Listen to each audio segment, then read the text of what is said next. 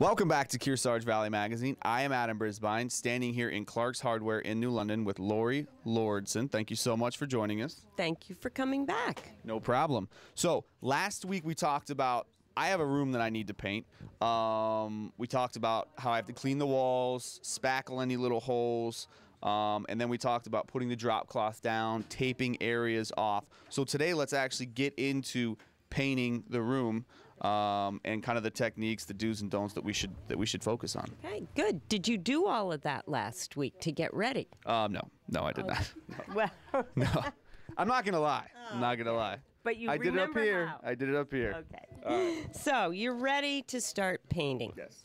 You've chosen your paint. Yes. There are various paints that you can Me and my use. wife had long arguments. We finally, I just gave in. I let her have whatever she wanted. Okay. So we chose the paint. All right. So you've got your drop cloth down. Yep. There are the traditional way to do a wall, a ceiling, a large floor would be to use a roller. This is the roller tray. They're now making green roller trays that feels like are made of cardboard. recycled material, but yet it doesn't seep through. Okay. So, and the brushes are made of partially recycled materials, cool. which is really nice. Yeah. So it says here, plant a tree, you're helping the environment. Excellent.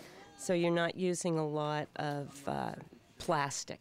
Well, and I think this is key. You know, somebody, especially a place like Clarke's, that somebody can get something like this because I think everybody's taking more, doing better things with the environment. And Yeah. especially when you're thinking about painting, it's kind of dirty and toxic. But when you can add an element of the environment into doing something like that, I Yeah. think that's really cool. Well, you mentioned the toxicity of paint, and there are new PA rulings out, Okay. and they've changed how many volatile organic compounds, VOC, that your paint can have. Okay. And they've really lowered it so that a lot of the older paints can no longer sell. Because they're too Because toxic. of the Okay. Well, that's toxicity good. and the fumes of them. So there's less of that to worry about now. Cool. But so you're ready. And Now, what's this guy here? I like the look of him. this is fun. It's a painting pad, and Okay. they come in flat pads. Okay. And this is for the corner pad. So it's always hard to get that corner Yeah. and to have it look nice without brush Then marks. you get the little gook build up in there, and that just this kinda- just goes down through, and All right. they work really, really well. And I assume they're fairly inexpensive. You're not gonna. Yeah, and break you the can bank on change something. pads. You know. Oh, so you can keep the plastic. Yeah, you part, keep but the just buy- plastic and you change the pads. All right. And most of the paints are latex, so you can just wash them with soap and water. Cool. And for the larger areas, flat areas, I used the roller on the ceiling, which you always get a little spatter, although ceiling paint is thicker and doesn't spatter as much. There is some spatter.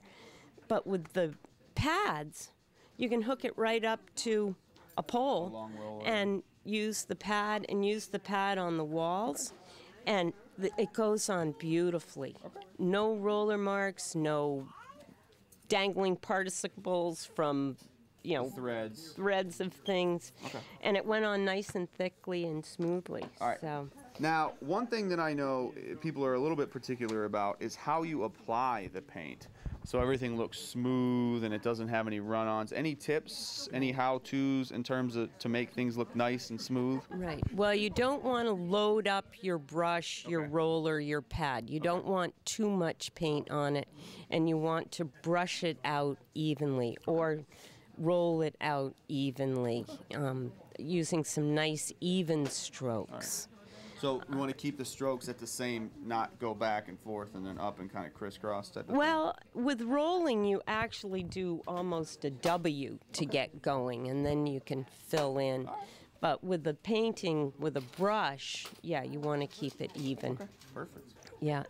I know one thing that I always have a hard time with, when you're pouring paint from the can into the roller tray, or if you're using a big gallon of paint and you want to put it in a smaller container for when you're climbing the ladder and doing molding and things, pouring it out you make the a tips. mess. Oh, it's awful. And I'm a little But- OCD too, so that would really bug me. I would have to Oh, clean it up. and- Yeah, no.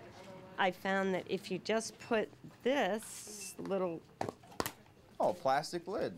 a plastic lid on, and it has a pour spout.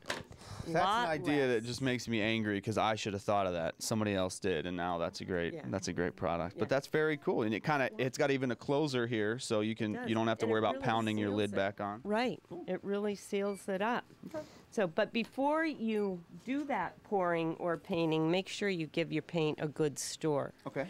If it hasn't been shaken for several days, bring it back up to the hardware store and have them shake it again. Oh, okay. And then it just takes a little stirring to mix it in. Cool. So you'll get your paint stirrers when you purchase your paint. Okay. And the little lid opener, which works initially great. get it open. Little church key So for you have to those. search for a screwdriver for 4 hours to try to get it open. Well, Lori, thank you so much. Hopefully I can take these tips back to my room, not screw things up too much.